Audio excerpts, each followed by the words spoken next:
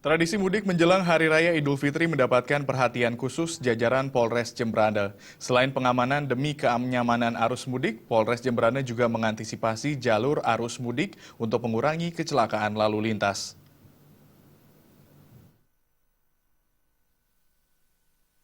Kapolres Jemberana AKBP Joni Widodo mengungkapkan, mengantisipasi laka lantas maupun lonjakan pengguna jalan di jalur Denpasar Gilimanuk, pihaknya telah melakukan langkah antisipasi, seperti menyiagakan pos penjagaan di sejumlah titik rawan, mulai dari Pekutatan, Rambut Siwi, Candi Kusuma, hingga Gilimanuk.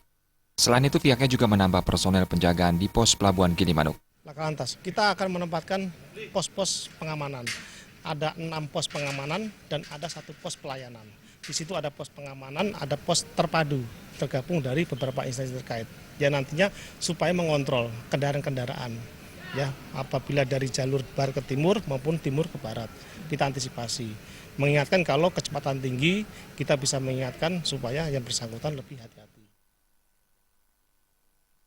Sementara untuk pengamanan, pihaknya tetap menerapkan sistem pengamanan terpadu yang melibatkan personel kepolisian dan didukung instansi terkait seperti Pemkab Jemberana. Darta dan Agus Sudiatmika, Balai